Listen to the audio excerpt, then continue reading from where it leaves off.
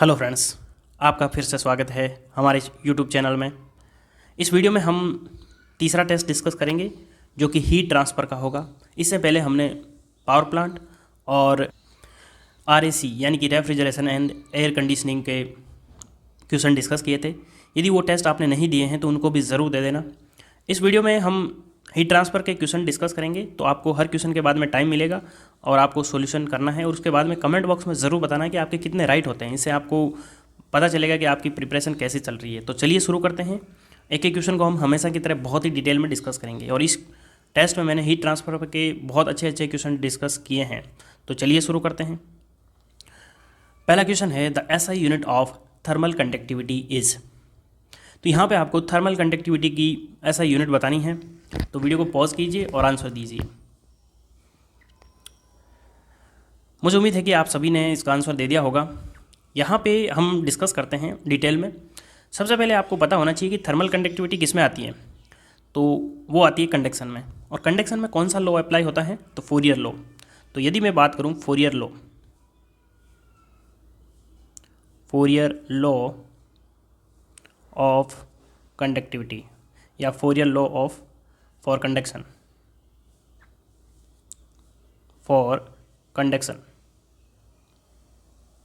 एक एक क्वेश्चन को हम बहुत ही आराम से डिस्कस करेंगे। तो आप सभी को पता है हीट ट्रांसफ़र रेट जो होती है वो क्या होती है, Q बराबर minus K A delta T upon D T लिख देते हैं, ज़्यादा आपको इजी रहेगा।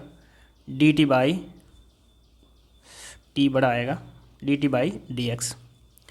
यहाँ पे D T by D x क्या है, टेम्परेचर ग्रेडियंट, के है आपकी थर्मल कंडक्टिविटी, ए जो है आपका एरिया है।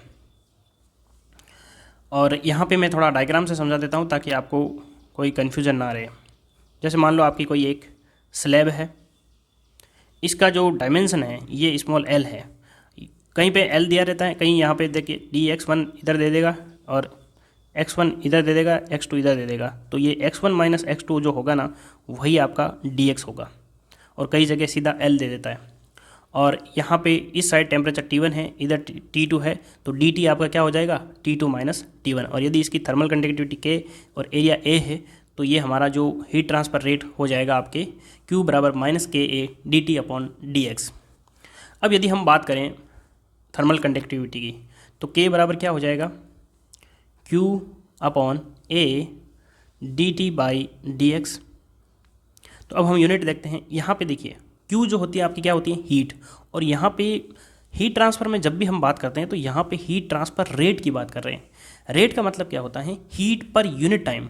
तो हीट पर यूनिट टाइम का मतलब क्या होता है, हीट जो होती है आपकी जूल, और जूल पर सेकेंड क्या हो जाएगा, वॉट में हो जाएगा। तो यहाँ पे हीट ट्रांसफ़र रेट की यूनिट क्या हो जाएगी, वॉट।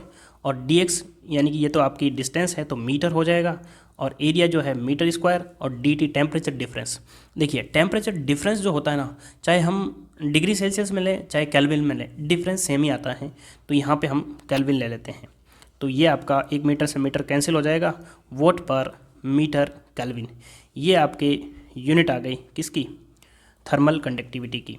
तो यहाँ पे हमारा जो आंसर है वो कौन सा हो जाएगा, इसको मैं क्या लिख सकता हूँ, वोट, इसको ऊपर लिखूंगा तो मीटर केल्विन की पावर -1 हो जाएगी, जो कि ऑप्शन सी में दिया गया है। तो यहाँ पे मुझे उम्मीद है कि आप सभी को फोरियर लॉ जो है अच्छे से समझ में आया होगा। अगला क्वेश्चन देखते हैं, the unit of overall heat transfer coefficient. बहुत ही अच्छा क्वेश्चन है, इसको आप एक बार अटेम्प्ट कीजिए या आप डायरेक्ट इसको याद भी रख सकते हैं, लेकिन यहाँ पे हम समझ के करेंगे कि इसकी यूनिट जो है वो क्या आती है। तो आपने सभी ने आंसर दे दिया होगा। यदि मैं यहाँ पे बात करूँ, जैसे यहाँ पे एक मैं स्लैब ले लेता हूँ, ठीक है, जो पहले ली थी वैसे ही ये स्लैब ले ली। इसका एक तरफ का टेम्परेचर T1 है और एक तरफ का आपका टेम्परेचर T2 है। इसकी थर्मल कंडक्टिविटी K है और इसका एरिया A है, और इसकी जो डिस्टेंस है वो मतलब इसकी जो लेंथ है वो आपकी क्या हो जाएगी, L हो जाएगी। और यदि मैं बात करूं यहाँ पे इसके सरफेस पे जो है कन्वेक्शन होगा, तो इधर इनसाइड होगा HI, convection heat transfer coefficient. H जो होता है क्या होता है, कन्वेक्शन हीट ट्रांसफ़र कोफिशिएंट, और ये आउटर साइड में HO लिख देता हूँ, ठीक है।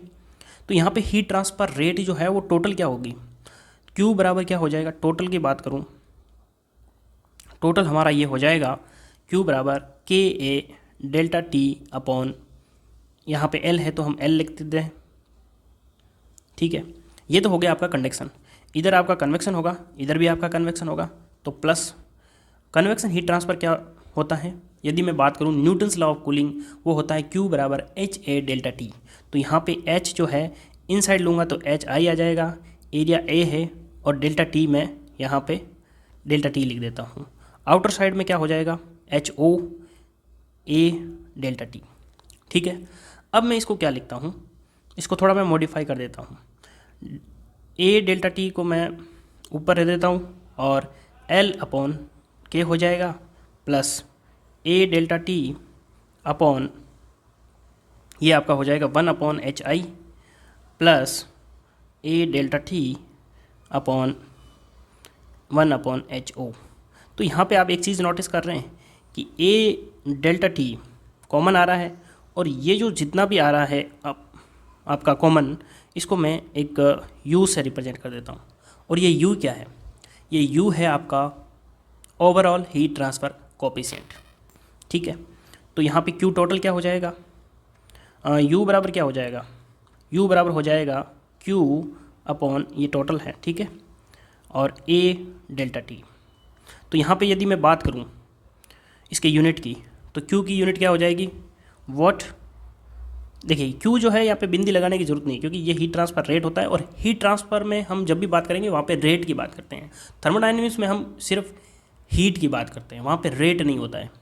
तो यहाँ पे वॉट आएगा, मीटर स्क्वायर आएगा, और डेल्टा टी टेम्परेचर जो है आपका केल्विन आ जाएगा। तो वॉट पर मीटर स्क्वायर केल्विन, ये कौन से ऑप्शन में दे रखा है, ऑप्शन यहाँ पे हमारा बी करेक्ट हो जाएगा, वॉट पर मीटर स्क्वायर केल्विन। तो मुझे उम्मीद है कि आप सभी को समझ में आया होगा कि ओवरऑल हीट ट्रांसफ़र कोएफिशिएंट होता क्या है।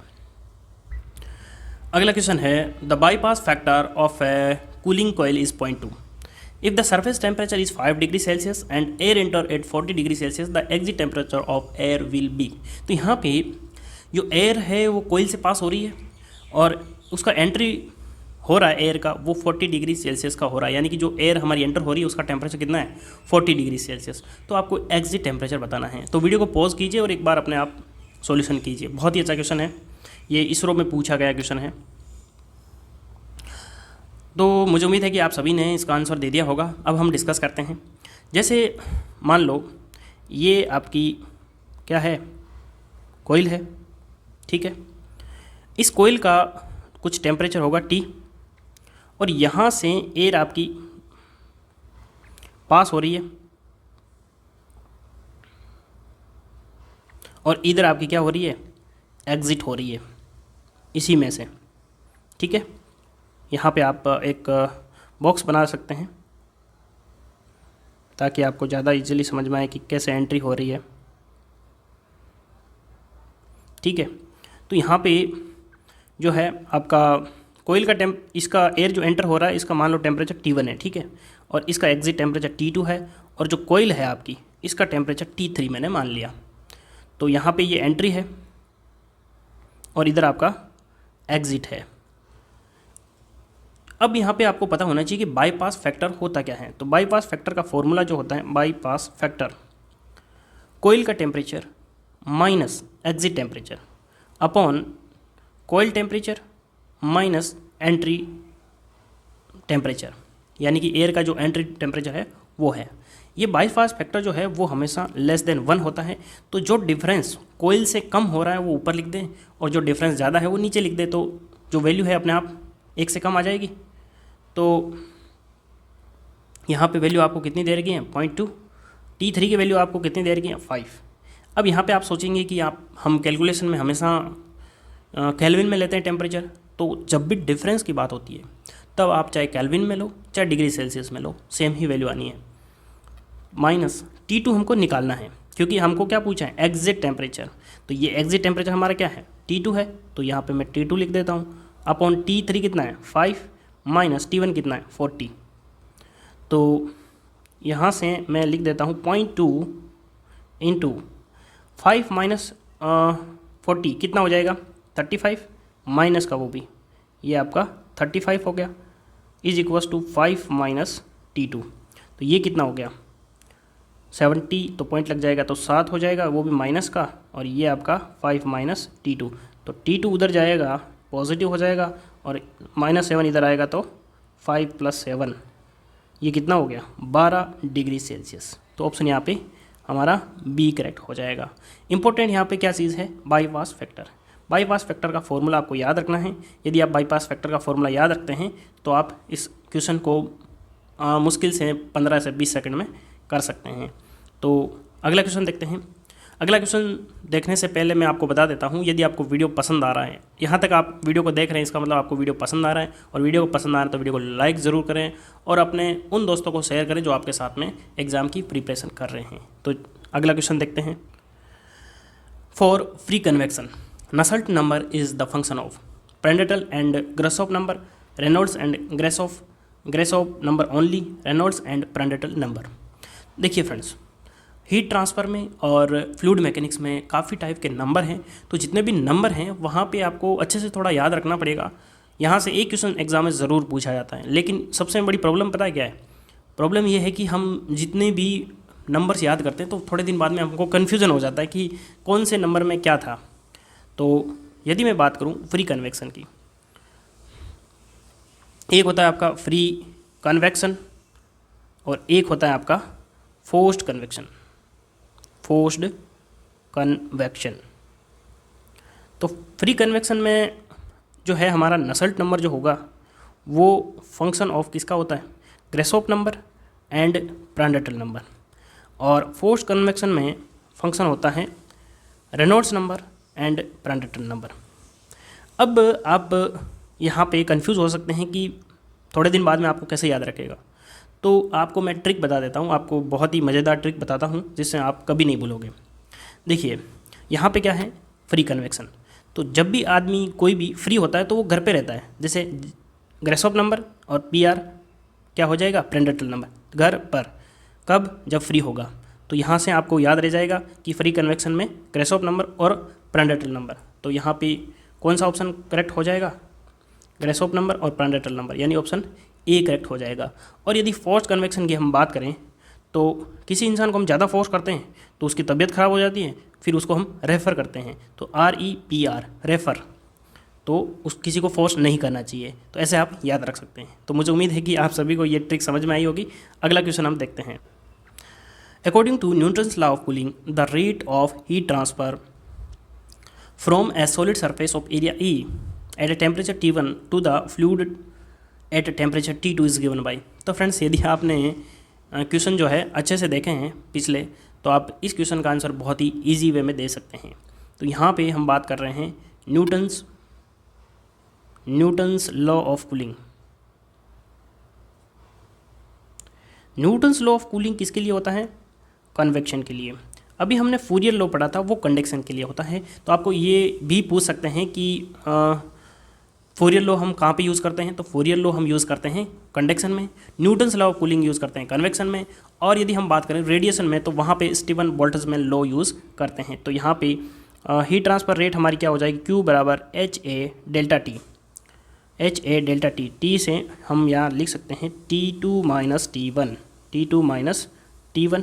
तो यहाँ पे कौन सा ऑप्शन करेक्ट हो जाएगा, ऑप्शन यहाँ पे बी करेक्ट हो जाएगा, HA डेल्टा T। तो ये न्यूटन्स लॉ ऑफ कूलिंग आपको याद रखना है। अगला क्वेश्चन देखते हैं। The non dimensional number that gives the relationship between the thermal boundary layer and hydrodynamic boundary layer is.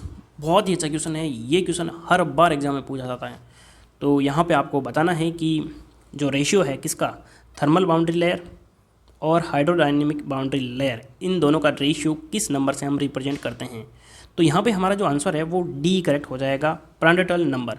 अब प्रांडटल नंबर जो है इसकी पावर यदि हम 1/3 करें तो ये होता है आपका hydrodynamic boundary layer to the thermal boundary layer. ये जो डेल है ये क्या है आपका, हाइड्रोडायनेमिक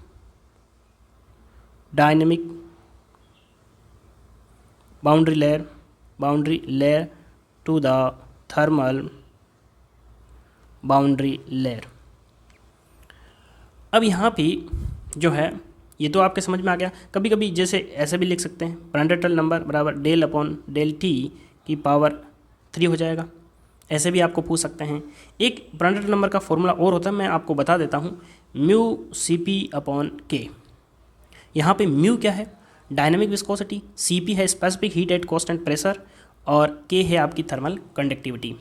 और प्रांटल नंबर का एक फॉर्मूला और होता है जो रेशियो होता है अपन म्यू बाई एल्फा से, यानी कि इसे हम कहते हैं momentum diffusivity to the alpha क्या है यहाँ पे, थर्मल डिफ्यूजिविटी। ये भी आपको एग्जाम में पूछ सकते हैं। देखिए थर्मल यहाँ पे नीचे आ रहा है, यहाँ पे भी थर्मल बाउंड्री लेयर नीचे आ रही है, यानी कि टेम्परेचर वाला जो पोर्शन है वो नीचे आएगा और ऊपर आएगा आपके मोमेंटम डिफ्यूजिविटी यानी कि हाइड्रोडायनेमिक बाउंड्री लेयर। ये दोनों फॉर्मूले आपको याद रखने हैं, दोनों क्या तीनों फॉर्मूले, ये फॉर्मूले के रूप में, ये आपका रेशियो और ये भी रेशियो याद रखना है। तो यहाँ से आपके प्रांटल नंबर से रिलेटेड कोई भी क्वेश्चन पूछेगा तो आप इजीली आंसर दे पाएंगे। अगला क्वेश्चन देखते हैं, Stefan Boltzmann constant is expressed in the unit. तो आपको बताना है कि जो स्टीफन बोल्ट्जमैन लॉ होता है वो हम कहाँ पे यूज़ करते हैं। तो अभी मैंने आपको थोड़ी देर पहले बताया था कि जब हम बात करते हैं रेडिएशन की, तो रेडिएशन बताने से पहले मैं आपको ये पूछता हूँ कि ब्लैक बॉडी क्या होती है। ब्लैक बॉडी क्या होती है। For a black body emissive power is proportional to the fourth power of absolute temperature. तो ये होता है हमारा स्टीफन बोल्ट्जमैन लॉ, यानी कि emissive power for the black body is proportional to the T to the power 4। वैसे black body जो होती है ना, वो कोई भी टाइप की रेडिएशन होती है वो उसको एब्जॉर्ब कर लेती है, यानी कि उसकी जो एब्जॉर्बिविटी होती है वो 100% होती है, यानी कि इसकी वैल्यू 1 होती है। उसे हम क्या बोलते हैं, ब्लैक बॉडी। और आइडियल ब्लैक बॉडी जो है कोई होती नहीं है, यानी कि जिसकी 100% एब्जॉर्बिविटी हो, लेकिन हम जो हमारा काजल होता है उसको हम ब्लैक बॉडी मानते हैं, यानी कि वो सबसे नज़दीक है आइडियल बॉडी के। तो यहाँ पे यदि हम प्रोपोर्शनल साइन को हटाएंगे, ये क्या है, ये है आपकी इमिसिव पावर। इमिसिव पावर क्या होती है, जो आपकी heat transfer rate per unit area होता है उसे हम क्या बोलते हैं, इमिसिव पावर बोलते हैं। और यदि हम प्रोपोर्शनल साइन को हटा देते हैं तो यहाँ पे एक सिग्मा कांस्टेंट आता है, और सिग्मा जो कांस्टेंट है उसी को हम क्या बोलते हैं, सिग्मा बराबर क्या हो जाएगा, EB upon T to the power 4। इसकी यूनिट की बात करें तो ये आपका क्या हो जाएगा, अभी मैंने आपको बताया था heat transfer rate per unit area, तो वॉट पर मीटर स्क्वायर हो जाएगा, और टी टू द पावर 4 यानी कि केल्विन की पावर 4। तो आपको यदि स्टीफन सिग्मा जो है आपका स्टीफन बोल्ट्जमैन कांस्टेंट है, इसकी यूनिट आपको पूछे तो वॉट पर मीटर स्क्वायर केल्विन की पावर 4 होती हैं। ये आपको याद रखना है, बहुत ही ज़्यादा इंपॉर्टेंट है। और इसकी आपको यदि वैल्यू पूछ ले, सिग्मा की वैल्यू, ये भी एग्जाम में कई बार पूछा जाता है, 5.67 × 10 टू द पावर -8, ये ध्यान रखना है, वॉट पर मीटर स्क्वायर केल्विन की पावर 4। अगला क्वेश्चन देखते हैं, emissivity of A black bodies. तो अभी मैंने आपको बताया था कि आइडियल ब्लैक बॉडीज़ जो होती हैं वो ऑल टाइप ऑफ रेडिएशन को एब्जॉर्ब कर लेती हैं, और कोई भी जो रेडिएशन होती हैं वो रिफ्लेक्ट नहीं होती है। तो यदि रिफ्लेक्टिविटी पूछे तो वो 0 होती हैं, एब्जॉर्बिविटी जो है आपकी 1 होती है। तो यहाँ पे इमिसिविटी की बात करें यदि हम, तो वो 1 हो जाएगी। तो ऑप्शन यहाँ पे ए करेक्ट हो जाएगा। अगला क्वेश्चन देखते हैं, अगेन एक numerical, a black body at 227 degree Celsius radiate heat at the rate of 6 calorie per centimetre square second. At a temperature of 727 degree Celsius, the rate of heat radiated in the same unit will be। तो यानी कि इस temperature पे आपकी जो है radiate heat कितना करेगा वो आपको बताना है। तो बहुत ही सिंपल क्वेश्चन है, आप वीडियो को पॉज करके इसका आंसर दीजिए, उसके बाद में आपको सॉल्यूशन देखना है। तो बात आई है रेडिएशन की। जब भी रेडिएशन की बात आती है तो हम कौन सा लॉ यूज़ करते हैं, स्टीफन बोल्ट्जमैन लॉ। तो E बराबर क्या हो जाएगा, sigma T to the power 4। तो E1 अपॉन E2 क्या हो जाएगा, सिग्मा T1 की power 4 upon sigma T to the power 4। Sigma से सिग्मा आपका कैंसिल हो जाएगा, और आपकी ब्लैक बॉडी की जो रेडिएट हीट कितनी कर रही है, वो कितनी कर रही है, 6 calorie per centimetre square second. तो ये आपका जो है इसकी वैल्यू हो जाएगी 6, और ये आपको E2 निकालना है। और T1 की वैल्यू आपको कितनी दे रखी है, देखिए T1 जो है आपका 227 डिग्री सेल्सियस, तो 273 ऐड कर लेंगे तो 200 400 और ये 100 हो गया, यानी कि 500 केल्विन हो गया। और T2 जो है आपका कितना है 727 प्लस 273, तो ये 7 2 900 हो गया और ये 100 हो गया, यानी कि 1000 केल्विन हो गया। तो यहाँ पे हम लिख सकते हैं 500 अपॉन 1000 की पावर 4 हो गई, तो ये कितना हो जाएगा 1/2 की पावर 4 हो जाएगी। तो मेरे पास आंसर आ जाएगा E2 बराबर 6 × 2 टू द पावर 4, ये कितना हो जाएगा 16 और 16 छक्के चिन्ह में, यानी कि 96 यूनिट वही रहेगी जो दी गई है हमको, calorie per centimetre square second. तो ऑप्शन ये हमारा सी करेक्ट हो जाएगा। तो मुझे उम्मीद है कि आप सभी को ये क्वेश्चन समझ में आया होगा।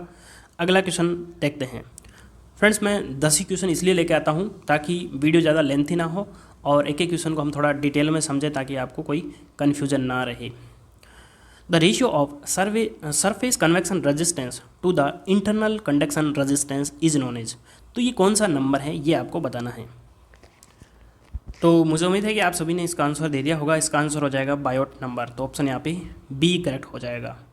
बायोट नंबर आपका हो जाएगा सरफेस कन्वेक्शन रेजिस्टेंस। तो ये सरफेस कन्वेक्शन रेजिस्टेंस क्या हो जाएगा। वैसे फ्रेंड्स एक बात बता देता हूँ, यहाँ पे ये जो फॉर्मूला है यहाँ पे थोड़ा गलत दे रखा है।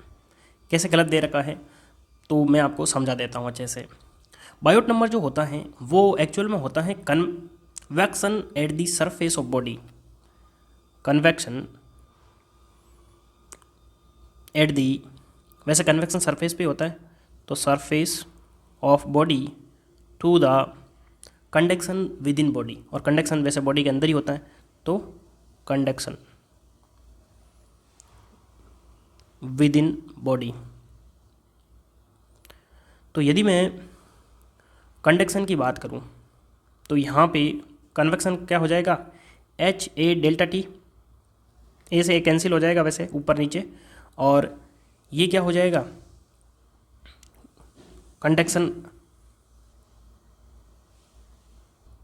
तो बायोट नंबर क्या हो गया convection at surface to the conduction within the body.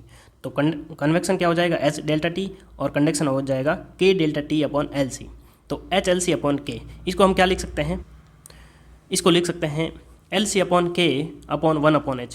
तो ये LC अपॉन K क्या है, ये है आपका कंडक्शन रेजिस्टेंस, और 1 अपॉन H क्या है कन्वेक्शन रेजिस्टेंस। अब यहाँ पे LC मैंने बोला था कि ये कैरेक्टरिस्टिक लेंथ है। तो कैरेक्टरिस्टिक लेंथ क्या होती है, जैसे मान लो कोई सर्कुलर बॉडी है, तो सर्कुलर बॉडी की यदि मैं बात करूँगा तो वहाँ पे कैरेक्टरिस्टिक लेंथ हो जाएगी ratio of volume of body to the surface of body. तो यहाँ पे वॉल्यूम और सरफेस का जो रेशियो होगा वही आपकी क्या हो जाएगी कैरेक्टरिस्टिक लेंथ। तो फ्रेंड्स ये था वीडियो। आपको वीडियो कैसा लगा और कमेंट बॉक्स में ज़रूर बताना कि 10 में से आपके कितने राइट हुए। और नेक्स्ट वीडियो जो होगा वो थर्मोडायनेमिक्स पे होगा। तो एक एक करके हम सभी जो है सब्जेक्ट के टेस्ट लेके आऊँगा मैं। तो आपको यदि वीडियो पसंद आ रहा है तो वीडियो को लाइक शेयर ज़रूर करें, और चैनल पर पहली बार विजिट कर रहे हैं तो सब्सक्राइब करके बेल आइकन को प्रेस कर लें ताकि जब भी मेरा नेक्स्ट वीडियो आए तो आपको नोटिफिकेशन मिल सके। तो वीडियो कंप्लीट देखने के लिए धन्यवाद। मिलते हैं अगले वीडियो में, तब तक के लिए जय हिंद जय भारत।